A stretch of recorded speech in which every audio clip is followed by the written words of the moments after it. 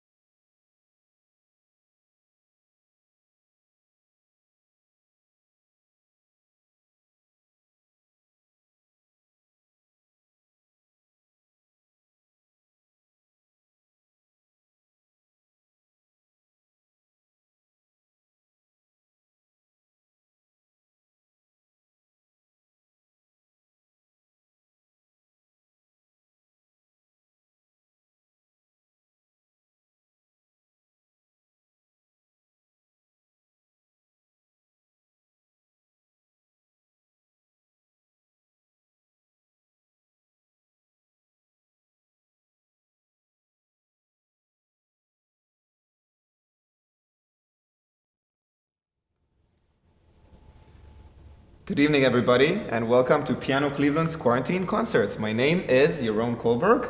I'm here live at Steinway Gallery, Cleveland. And I'm so happy to have you here on another presentation of ours. For those joining us the first time, Quarantine Concerts is a project by Piano Cleveland that we started in order to support musicians in those hard times of COVID-19. We have three outstanding performances for you today. The first one is quite interesting because the performer is also going to be the person responsible for all the technical things that you're hearing here in the recordings of the Quarantine Concerts, and we are of course speaking about Joe Leaman. So Joe is in demand as a pianist and percussionist throughout the Ohio region. A graduate of the University of Akron, Joe has maintained diverse performing schedule over a decade, playing anything from jazz piano to world premieres and avant-garde percussion music. In addition to performing and arranging, he freelances as an educator, works part-time for Woodsy's Music in Kent, and is the music director at the Montrose Zion United Methodist Church in Akron. I'm sure you're going to enjoy Joe's performance. Thank you very much.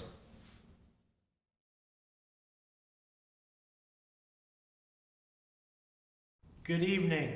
My name is Joe Leaman, and I am so happy to be here as part of this week's quarantine concert.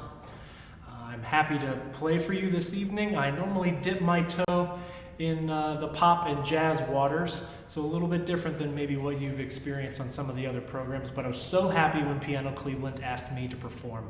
So I thought I would give you a sampling of some tunes by some great American composers, and maybe one or two from across the pond as well. So this first medley is a Gershwin medley. Hope you enjoy. Thanks.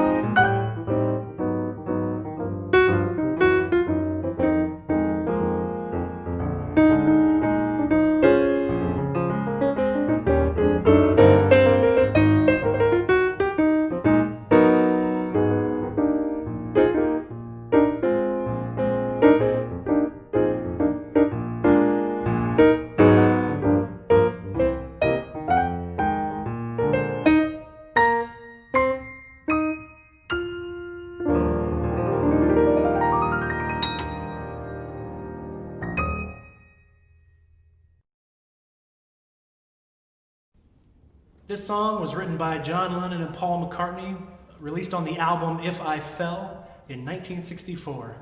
It reached number 12 in the charts when it was released as a single. This is And I Love Her.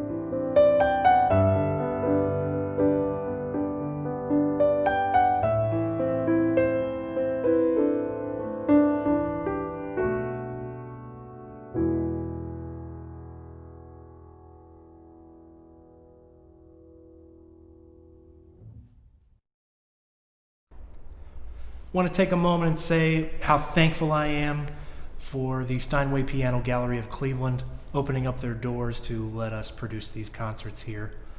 It's a very special thing. And I wanted to take a moment to showcase something that is here in the gallery. You may or may not be aware that Steinway has a new 21st century state-of-the-art player piano. It's called Spirio. Its technology is built into a regular Steinway piano. You can enjoy classic performances. You can create your own performances.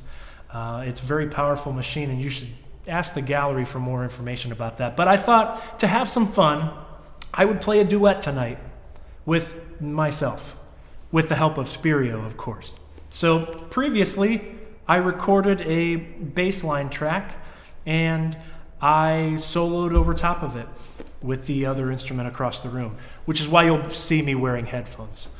I thought it was a fun experience, and I hope you'll enjoy. This is my rendition of Stevie Wonder's Overjoyed, played by myself, with the help of Spirio, of course. Thanks. All right, so start play on the iPad. Here we go.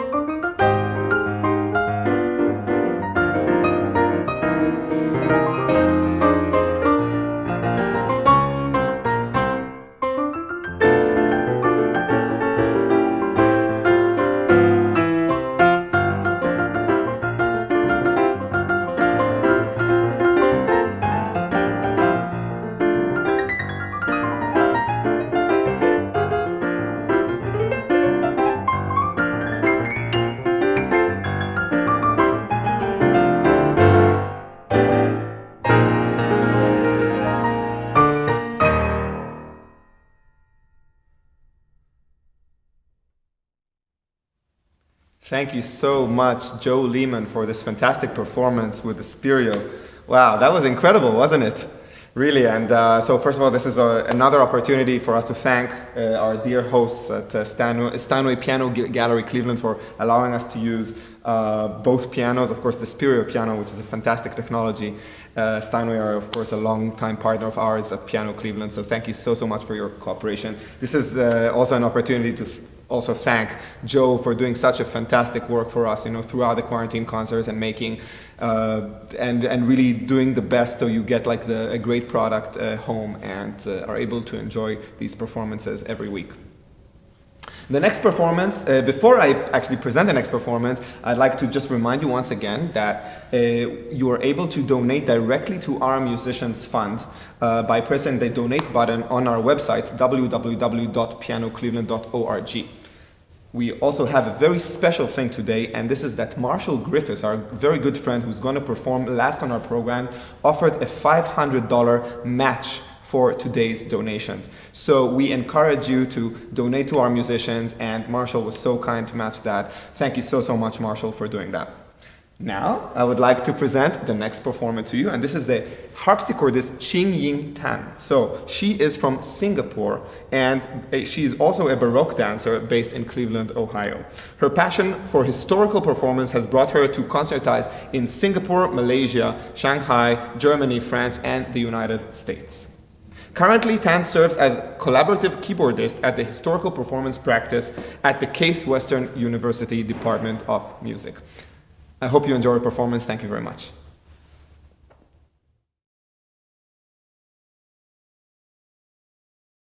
I hope you are safe and well in your homes. I am absolutely delighted to be playing some harpsichord music for you tonight. A little bit about my instrument. The harpsichord is one of the keyboard instruments most Baroque and Renaissance composers would have played on and written for. It became obsolete in the late 1700s with the rising popularity of the forte piano, but experienced a revival in the 1900s because of increased interest in historical performance practice. While some have described the harpsichord as an instrument with no dynamic capabilities, I liken playing the harpsichord to reciting poetry. We use articulation, punctuation, breath, and space to express. I'll be playing two sets of dances for you tonight. The first is by American composer Timothy Brown, composed in 1999. There are three movements. The first, the Malagueña, is an improvisatory song for guitar and voice. The composer skillfully weaves the melodic plucking of a guitar into the texture. The second movement, Romanza, also features guitar plucking and strumming, and also a prominent ostinato figure. The third movement, Argentinian Tango, is one of my absolutely favorites. It is fiery, passionate, and seductive. Hope you enjoy.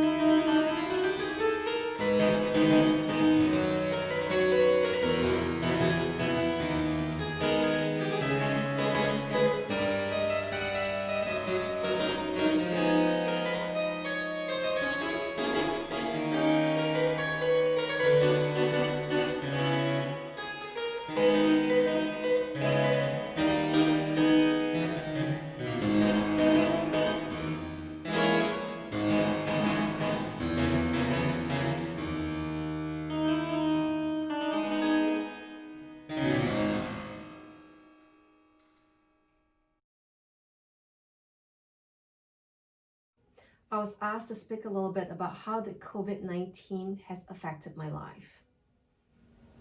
I'm grateful to Piano Cleveland for this opportunity to connect with you tonight, but I very much miss the physical presence of the audience and the opportunities I have to play with my friends and colleagues. I hope the situation continues to improve and we all can be safe and well before we meet in person. The next item on the program is a selection of dance movements from Johann Sebastian Bach's French Suite No. 5 in G major. I'll be playing the Allemande, Courante, Sarabande, and Gavotte. Bach never categorized these suites as being French. However, the French influences of courtly dance are apparent in these movements, particularly the Sarabande. You can hear a sense of suspension in gestures, as well as a noble character throughout the movement.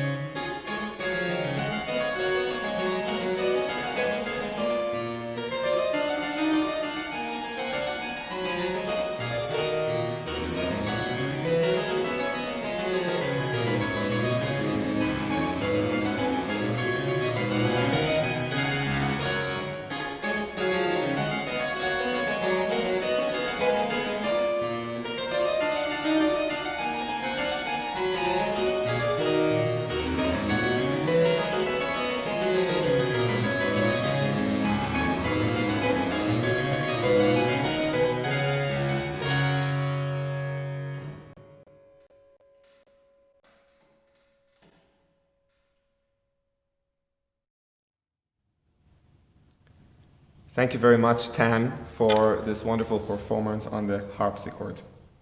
I'm now very happy to present the next musicians, which are Kallen Bierly and Marshall Griffith. Marshall Griffith is a composer, pianist, and all the arrangements that you're going to hear today are of his making. He's a frequent performer for Piano Cleveland as well as for the Cleveland Pops. Kallen Bierly, violin, is on staff at Truth for Life and is a part of the praise team at Parkside Church. She is also a member of the Akron Symphony and the valedictorian at the Cleveland Institute of Music at the year she graduated. So both of them are both graduates from Cleveland Institute of Music. This is another opportunity to remind you that Marshall was so kind to make an offer to match $500 donations today. I mean, match on the level of $500, and we're very close to reaching this, so we are very, very grateful for your donations today. Thank you very much, Marshall and Kallen, for being a part of this of the quarantine concerts.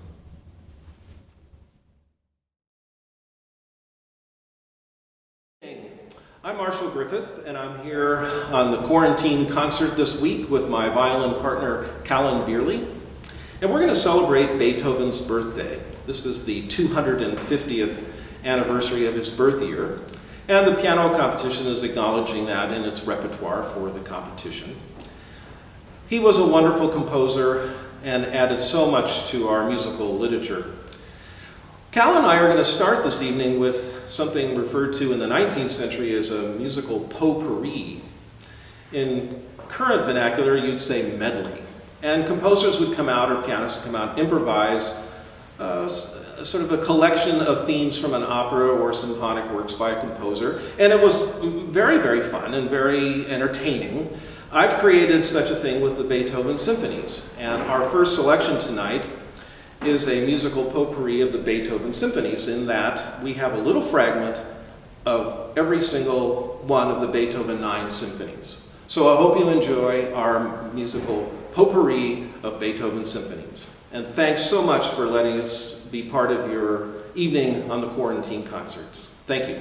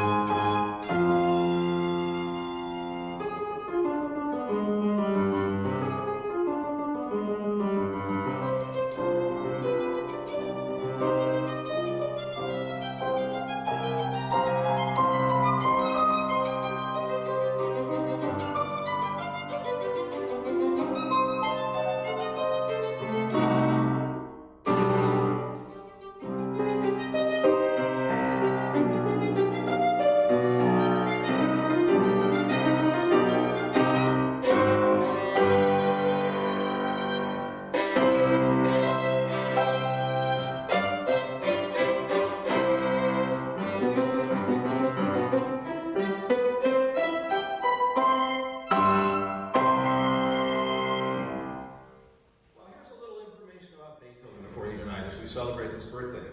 The Ludwig van Beethoven, the van was meant ancestral origin, and his grandfather was actually born and was from Beethoven or Betancourt. There's a lot of spellings and various things over the years, which was actually a Belgian municipality, but in its western Bonn, where eventually Beethoven himself was born. He was born in 1770, and that's why we're celebrating, because of the 250th anniversary. He's the oldest of three children. There was Ludwig and his brother Johann, and then Maria, his younger sister. He was taught by his father originally, and then later by a composer named Neff, and then Haydn. And Beethoven was a fairly late blooming prodigy, as Mozart was already producing works in his early childhood, of course. Beethoven's first work was a piano trio that was published at the age of 25. And of course, his repertoire spans the gamut for classical music, so of course the 9 symphonies are probably the most iconic, but there's plenty of sonatas for various instruments, as well as a lot of chamber music and a number of concerti. Besides he was a composer in his day, he was really considered the greatest improviser. And piano competitions in Beethoven's day, which were fairly numerous, all the contestants were expected to do something from a creative point of view, whether that was improvise set of variations or produce a fugue on the spot from a theme sometimes produced by the audience. Today's competitions don't have the creative component of it, but in Beethoven's day, that's what they were looking for, the next creative genius who could also play well. So that Beethoven was in that category, as was Mozart, and so forth. In 1798, he lost his hearing, and he had this horrible habit of staying up late at night to write music. And in order to do that, he would dunk his head in super cold water. And over time, this basically ruined his eardrums. And at a concert at one point, he got so overheated because someone interrupted one of his pieces that he went into a rage attack, and he basically damaged his eardrums forever. And after that, he had to use an ear horn to just get around. So that's a sad thing, but you often see Beethoven as one of the first sort of handicapped composers. Unfortunately self-inflicted nonetheless, but he survived musically after his hearing loss, but it produced nothing but difficulties for him and the people that he interacted with. He was never married, but he definitely had some women friends in his life, and some of his pieces are dedicated to various love interests along the way, including Fiorelise and the Moonlight Sonata. His stature was rather striking. He was short, only 5'4", had a massive head with wild hair, and terrible habits like manners and spitting, swearing, things like that. and spent a lot of his life suffering with envy and jealousy of others, and of course that probably contributed to some of his anger management issues. Anger management, right. His brother had a son named Carl, and he despised everything about his Carl's wife. They had this lovely child named Carl, and Beethoven made every effort to take over the care of this child. Beethoven not being exactly a family man, and this also caused nothing but aggravation and grief in his lifetime. So there's a lot of letters and discussions of the nephew Carl and all the problems that caused him. He eventually died of liver cancer, which was caused by alcohol abuse. I always find it interesting when you think about the great composers. For example, it's hard to imagine, but Brahms and Buffalo Bill Cody are living at the same time. And we think of them as completely total opposites in terms of cultural arrangements with the countries they're from. Beethoven was born before the existence of America at all, and was alive during the terms of Washington, John Adams, Jefferson, Madison, Monroe, and John Quincy Adams. In his memory, there are many statues that have been built and dedicated to him, but there are no airports as there are for a lot of other famous people. Mozart Airport in Salzburg. Verdi's in Parma. Chopin is Warsaw International. John Lennon in Liverpool, of course. And of course, Jobim in Rio de Janeiro. So even though you're home tonight, we're going to sing Happy Birthday to Beethoven. So here is Kallen on the vocals, I'm on the piano, and we'll do a little Happy Birthday, and if you feel like it, sing along. Happy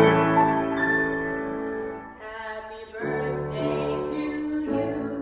Happy birthday to you. Happy birthday, dear Ludwig. Happy birthday to you.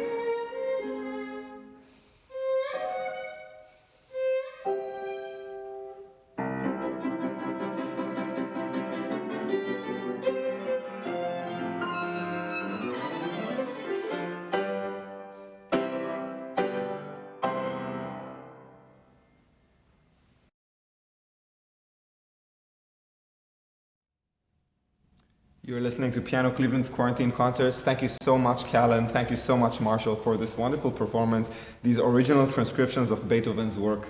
It was just wonderful, and I'm sure that everybody at home enjoyed it. We look forward to seeing you next week, Thursday, 7:30. Until then, please stay safe. Thank you very much, and have a nice evening.